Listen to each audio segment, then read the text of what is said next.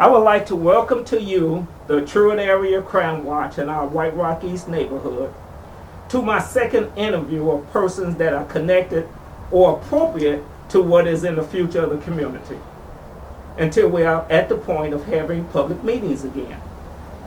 And we're doing this with CDC guidelines.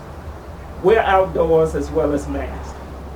Truett Area Crime Watch would like to welcome member as well as one of the original founders of Truett Area Crime Watch and now the coordinator of the Crime Watch Volunteer and Patrol Volunteers, John Truett. John, give us a little insight on who you are and what made you become a volunteer and patrol member. Well, who I am is a resident that was at a 2008 had a burglary that they broke into my house, and in doing so injured one of my cats, and that caused Ellen and I to get really angry and wanting to do something.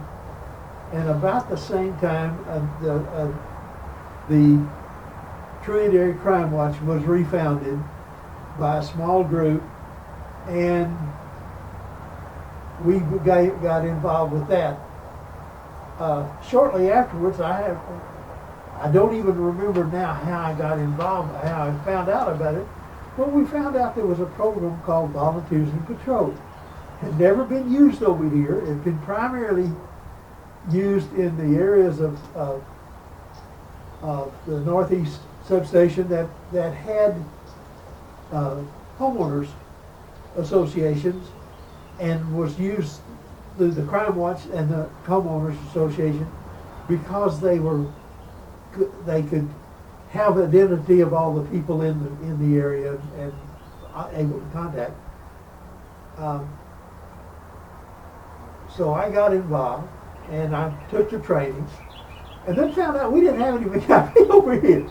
So I kept talking about it, and finally 4 of us agreed to meet and set up the first VIP for Truett Crime Watch.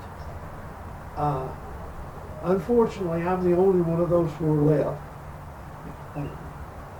2 of them have since died, and the other one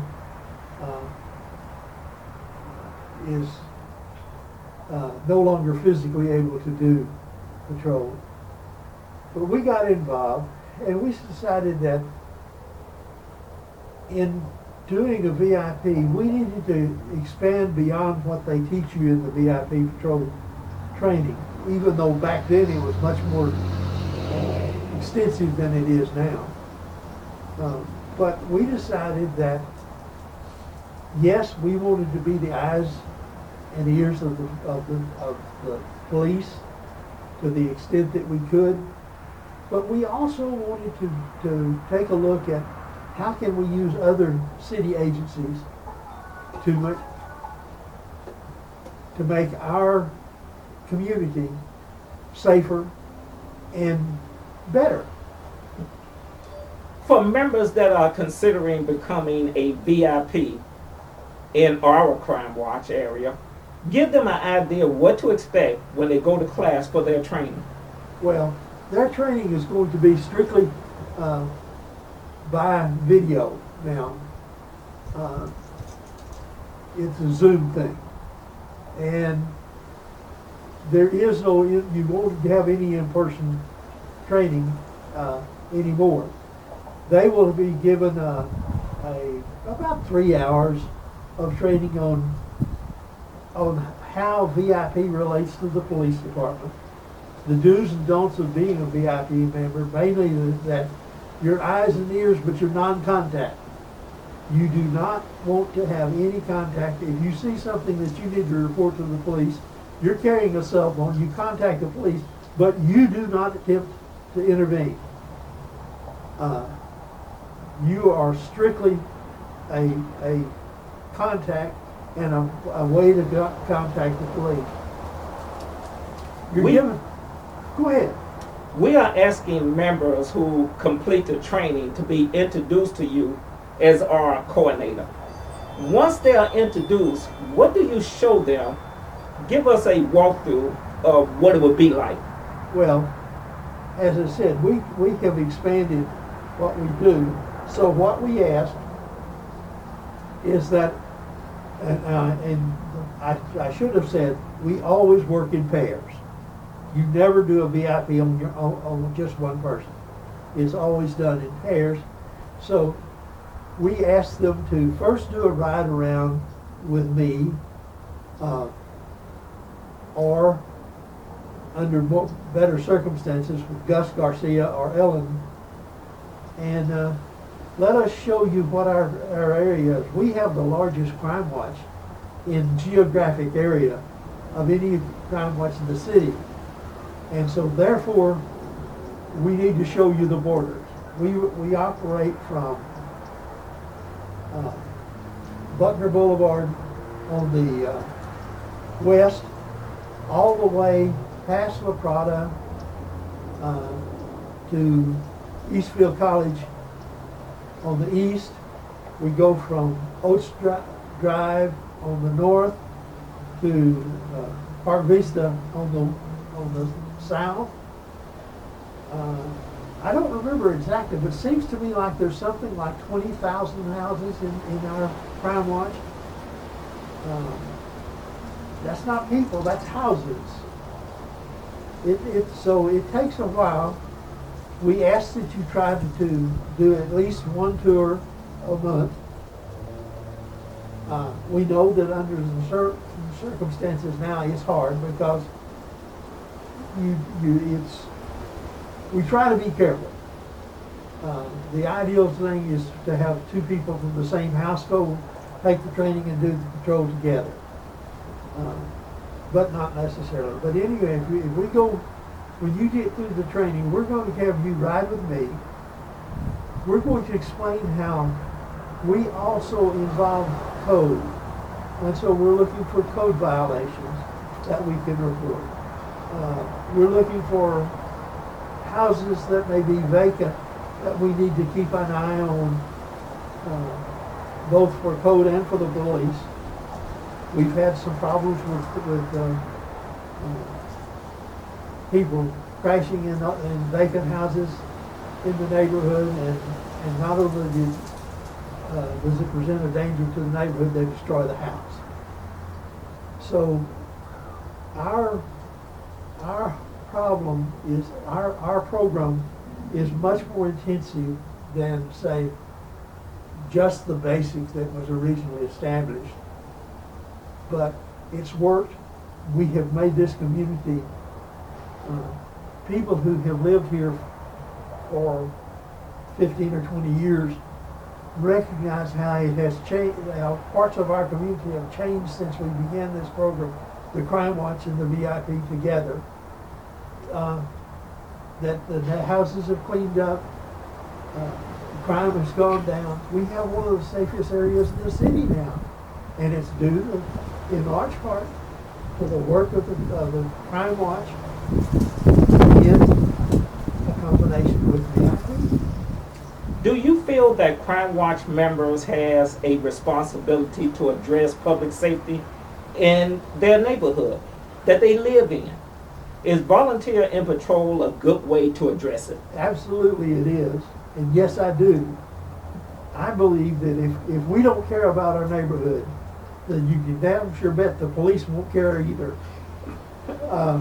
To quote a gentleman of considerable knowledge that said to me once upon a time, other things will come and go. We're still going to be here, and that's true. And we're still going to be here. And if we're going to be here, we're the ones that are going to have to care. What kind of toll has COVID-19 had on patrolling our neighborhood, if any? It's just bombed us. It's hard. We've always had, I've gone with, I will go with any one of the patrol people They call me up, I can do a patrol this week, let's do it. Or to a lesser extent, Gus has done the same, and Ellen has. Instead of just being stuck to a certain pair all the time. And now it's just not safe as it should be. We try to be safe. We try to follow the CDC guidelines, and that means it's harder to pair up.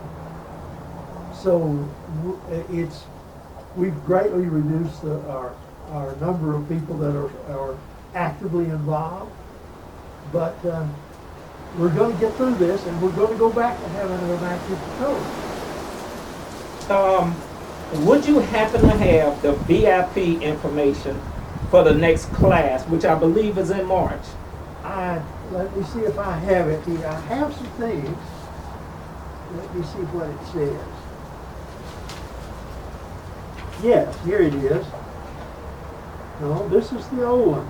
Unfortunately, I don't have the update. Okay, so what I would do, we'll try to find that information and post it at the end of our video.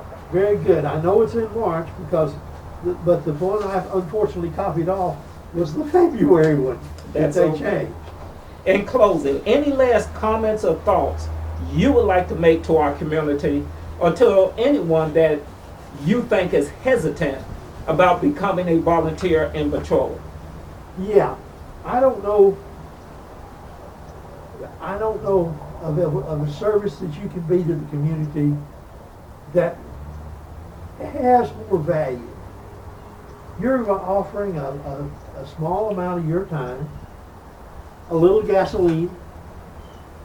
We're providing you with all of the necessary equipment, and you're showing an interest in making your community safe, keeping it beautiful, and knowing something about your neighbors. I think that being involved with the volunteers, like being involved with any part of Crime Watch, gets you involved with them.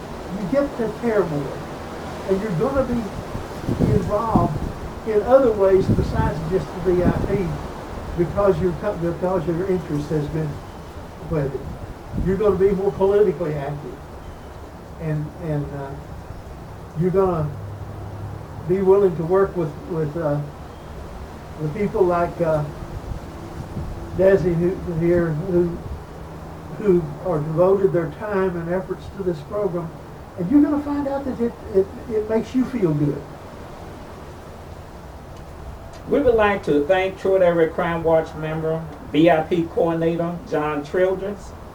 Until next time, stay safe and healthy, and remember, crime do not take a day off.